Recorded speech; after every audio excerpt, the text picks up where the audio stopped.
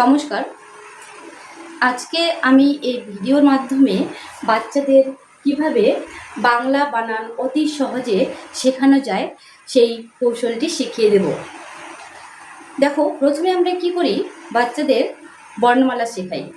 বর্ণমালা শেখানোর পরে আমরা বাচ্চাদেরকে বানান শেখানোর দিকে এগোই।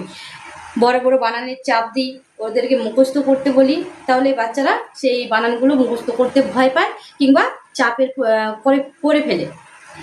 এবার দেখো, আমি দুটি নিয়ম বলবো, যে দুটি নিয়ম শিখলে যে কোনো বড় বড় বানান বা বড় বড় যুক্ত বানান করতে ওরা সহজেই পারবে এবং আগ্রহের সাথেই করবে। যেমন আমি দুটো কৌশল বলবো। প্রথম কৌশলটি হলো যে কোনো শব্দ উচ্চারণের সময় আমাদের মুখ খোলা থাকবে বা আমাদের শ্বাসবায়ু ভিতর থেকে বেরোতে থাকবে। আরেকটি কৌশল হলো যে কোনো শব্দ উচ্চারণ করার সময় আমাদের শ্বাসবায়ু বন্ধ হয়ে যায়। যেমন বা, বা, কা, কু, চা, এই শব্দগুলোর পেছনে আমরা কি পাই? বা, বাইরের পরে পাই আ, তার মানে আমরা স্বরবর্ণের উচ্চারণ পাই। চো, চয়কারে চো, এই উচ্চারণ করতে গেলে আমরা কি করি, এই স্বরবর্ণের উচ্চারণটা পরে থেকে যায়। তাহলে কোনো শব্দের পরে যদি স্বরবর্ণের উচ্চারণটা থেকে যায়, তাহলে তখন আমাদের শ্বাসবায়ু বেরোতে থাকে। আর কোনো শব্দ দেখো আমরা উচ্চারণ করব, যেমন এই শব্দগুলির পেছনে ব্যঞ্জন বর্ণ থাকে, যেমন জল, কল, বক, সব, টন। এই শব্দগুলো উচ্চারণ করার সময় দেখবা যে আমাদের শ্বাসবায়ু কি হয়, রুদ্ধ হয়ে যায়, মানে বন্ধ হয়ে যায়। তখন আমরা এই দুটো শব্দ, একটা হচ্ছে যে মুখ খোলা থাকবে, আর একটা হবে শ্বাসবায়ু বন্ধ হয়ে যাবে, মানে মুখ বন্ধ হয়ে যাবে। দেখো, এগুলো আমরা ছোট ছোট বানানগুলো পড়বো আগে। বা, কয় হর্ষই কি, কি, চু, চৌ, এই স্বরবর্ণ উচ্চারণগুলো পরে থেকে যায়। তারপরে এই বর্ণগুলোতে আমরা দুই বর্ণের শব্দে আসবো। দুই বর্ণের শব্দ যেমন জল, ফল, বক, টক, এগুলোতে কি হয়, এগুলোতে আমাদের শ্বাসবায়ু বন্ধ হয়ে যায়।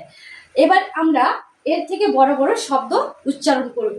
দেখো, এই শব্দের মধ্যে যেমন আমরা দুটো শব্দ পেয়েছি।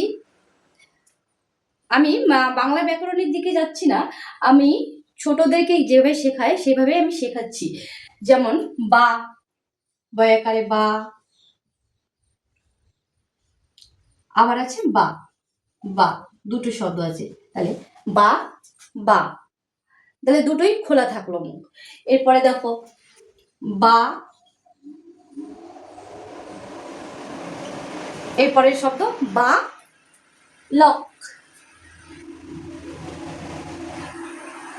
দেখো, এই শব্দের মধ্যে কি কয়টা শব্দ আসলো? এই শব্দটির মধ্যে আমরা দুটো শব্দ পেলাম, বা, লক। একটা পেলাম বা, আকার আ, মুখটা খোলা থাকবে, এবং লক, শ্বাসবায়ু আমাদের বন্ধ হয়ে যায়। তারপরে শব্দ দেখো দি, পা, অয়ন, দি, পা, অয়ন। তাহলে এখানে কয়টি শব্দ আছে? দি, পা,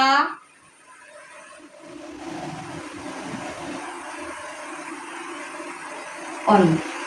এটা দেখো, এটাতে আবার দি, ই আসছে, স্বরবর্ণ আসছে, পা, আ আসছে, স্বরবর্ণ আসছে, এরপরে আছে অন, পেছনে ব্যঞ্জন বর্ণ আছে, শ্বাস রুদ্ধ হয়ে গেছে।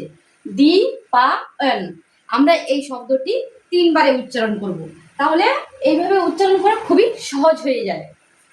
এরপরে দেখো, এরপরে কিন্তু বড় বড় যুক্ত বানান, এই যুক্ত বর্ণ আছে, এখানে বর্গীয় জ আছে, ইয় জয়াকার আছে, ল আছে। এই বানানটা করে খুবই কঠিন, কিন্তু এই বানানটাকে আমরা যদি ওই কৌশলে করি তাহলে খুবই সহজ হবে। যেমন এখানে আমরা প্রথমে উচ্চারণ করব জন, জন, তারপরে আছে জাল।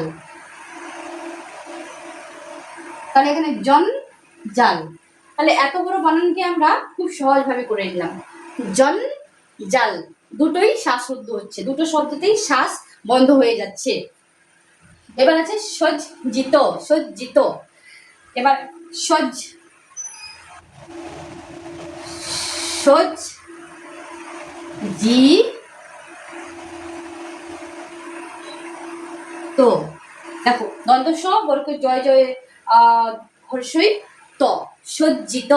তাহলে প্রথমে আমরা করব সজ, শ্বাসবায়ু বন্ধ হয়ে যাচ্ছে, জি শ্বাসবায়ু খোলা থাকছে, তো শ্বাসবায়ু খোলা থাকছে, সজ্জিত, সজ্জিত। এরপরে আরো একটা বড় বানান, 4 বর্ণের বানান, রক্ত জবা, রক্ত জবা।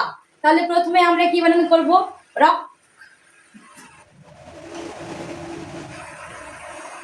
রক্ত জবা। এই বানানটা আমরা কতবারে করব, 4 বারে করব। রক্ত জবা, রক্ত জবা। তাহলে রক শ্বাসবায়ু বন্ধ হয়ে যাচ্ছে, তো শ্বাসবায়ু খোলা থাকছে, তো মানে স্বরবর্ণ আছে পেছনে, জয়ের পরে অ আছে, স্বরবর্ণ আছে, বা আ আছে, তার মানে স্বরবর্ণ আছে। এবার আমরা যদি এই দুইভাবে বাচ্চাদেরকে শেখাই, তাহলে তারা অতি আগ্রহের সাথে বানান শিখতে পারবে, খুব সহজে তারা বানান শিখতে পারবে। আমরা এইভাবে ভেঙে ভেঙে পড়াবো না, এগুলো লিখে দেখাবো না, কিন্তু আমরা সেটা মুখে উচ্চারণ করব, কিভাবে পড়তে হয় বানান, বড় বড় বানান কিভাবে করা যায়। বানান দেখে ভয় পাওয়ার কোনো কিছু নেই, খুব সহজে বাচ্চারা আগ্রহের সাথে বানান করবে। নমস্কার সবাইকে।